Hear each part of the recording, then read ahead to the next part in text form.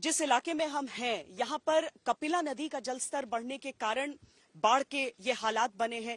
हालांकि ब्रह्मपुत्र, जिसे नदी नहीं नदा कहा जाता है, उसका कहर असम के अधिकतर इलाकों में होता है। बराक नदी के ओवरफ्लो कर जाने से, वहां पर जलस्तर बढ़ जाने से बहुत सारे इलाके बाढ़ग्रस्त होते हैं। सिलचर ऐसा ही एक इलाका है, वहां पर लोग बहुत परेशानियों से जूझ रहे हैं। वहां की भी रिपोर्ट हम दिखाते हैं।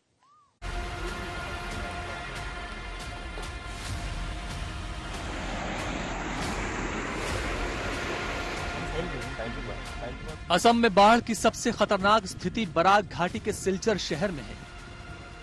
ये पूरा इलाका कई दिन से पानी में डूबा है। कई लोगों की मौत हुई है। संक्रामक बीमारियां फैलने का खतरा बढ़ गया है। वायुसेना के हेलीकॉप्टर बाढ़ पीड़ितों को राहत सामग्री मुहैया करवा रही हैं।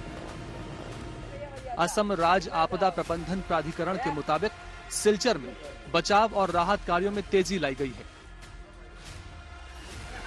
जिला प्रशासन, एनडीआरएफ, एसडीआरएफ और वायुसेना मिलकर बाढ़ पीड़ितों की मदद करने में जुटे हुए हैं। लेकिन असम में हर साल इतनी भयानक बाढ़ क्यों आती है?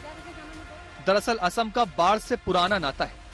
दक्षिण पश्चिम मानसून के आने के बाद से असम के निचले इलाकों में हर साल बाढ़ आती है। यही वजह है कि इन्हें फ्लड प्लेन्स कहा जाता है। एक वक्त था जब असम के निवासी इस बाढ़ का इंतजार करते थे ताकि उनकी जमीन की उर्वरता बढ़े, लेकिन अब असम की बाढ़ मौत और तबाही का दूसरा नाम है।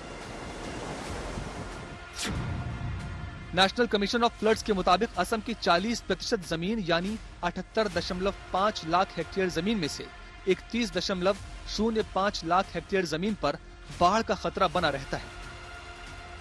ये देश के करीब करीब 10% बाढ़ ग्रस्त इलाके के बराबर है। जल संसाधन मंत्रालय के मुताबिक हर साल असम में औसतन 9.3 लाख हेक्टेयर जमीन पर बाढ़ आती है, जिससे राज्य को करीब 200 करोड़ रुपए का नुकसान होता है। केंद्रीय जल कमीशन के आंकड़ों के अनुसार 1953 से 2016 के बीच हर साल औसतन 26 लाख लोग बाढ़ से प्रभावित हुए। 47 लोगों और 10,961 जानवरों की मौत हुई। राज्य को 128 करोड़ रुपए का नुकसान हर साल हुआ। असम में इतनी भयानक बाढ़ के कुछ खास कारण हैं। हिमालय की तलहटी पर बसे हुए असम में 2 घाटियां हैं, ब्रह्मपुत्र और बराक। इसके अलावा 20 बड़ी नदियां और 50 सहायक नदियां हैं। असम के अंदर ब्रह्मपुत्र 650 किलोमीटर बहती है, जिसकी औसतन चौड़ाई 5.46 किलोमीटर है। यही ब्रह्मपुत्र असम के मैदानी इलाकों से गुजरती है, जिससे बाढ़ का खतरा लगातार बना रहता है। थोड़ी सी ही बारिश में ये खतरे के निशान से ऊपर आ जाती है। 5000 मीटर की ऊंचाई से नीचे आते हुए ब्रह्मपुत्र की ढलान कम होती जाती है और जब तक ये असम में एंट्री लेती है, इसकी ढलान 2.82 मीटर प्रति किलोमीटर से कम होती हुई लगभग 0.1 मीटर प्रति किलोमीटर हो जाती है। इससे नदी की रफ्तार एकदम खत्म हो जाती है। पहाड़ी इलाकों से जो मिट्टी लेकर ब्रह्मपुत्र नीचे आती है, वो ढलान खत्म होने की वजह से नदी के तल में जमती जाती है और नदी का जल स्तर बढ़ जाता है।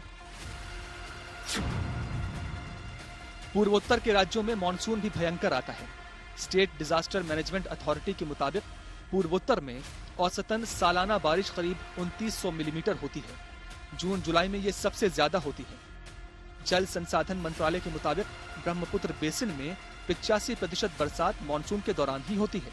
इसके अलावा अप्रैल मई में भी घाटी में तूफान की वजह से बारिश होती है, जिससे जून जुलाई में बाढ़ जैसे हालात बन जाते हैं। मानसून में नदी के बेड में सेडिमेंट्स या अवसाद का स्तर पहले से ही ज्यादा होता है, जिसकी वजह से बारिश का पानी खेतों और रिहायशी इलाकों की तरफ आ जाता है। असम भूकंपीय जोन में आता है। निर्माण गतिविधियां बढ़ने से भूस्खलन की घटनाएं भी बढ़ गई हैं। भूस्खलन से गिरने वाली मिट्टी भी नदी में जाकर मिलती है, जिससे रिवर बेड का स्तर बढ़ता है और साथ ही बढ़ता है बाढ़ का खतरा भी। नदी के तलों में पहले से ही इतनी मिट्टी होती है कि नदी अपने स्तर से ऊपर ही बहती है। वो किनारों की मिट्टी को काटकर और चौड़ी हो जाती है। इससे पूरे के पूरे गांव पानी में डूब जाते हैं। कहीं कहीं पर मिट्टी के कटाव की वजह से ब्रह्मपुत्र की चौड़ाई 15 किलोमीटर तक बढ़ गई है।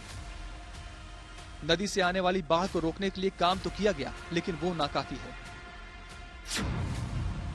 ब्रह्मपुत्र की चौड़ाई को रोकने के लिए 1960 में तटबंध बनाए गए, लेकिन 6 दशक बाद वो बुरी स्थिति में है। कई तो बाढ़ के पानी में बह गए। असम सरकार पिछले 60 सालों में तटबंध बनाने में करीब 30,000 करोड़ रुपए खर्च कर चुकी है। इसके अलावा जंगलों का काटा जाना, पहाड़ियों का काटा जाना, अतिक्रमण होने से हालात और खराब हो जाते हैं। यही असम की त्रासदी है।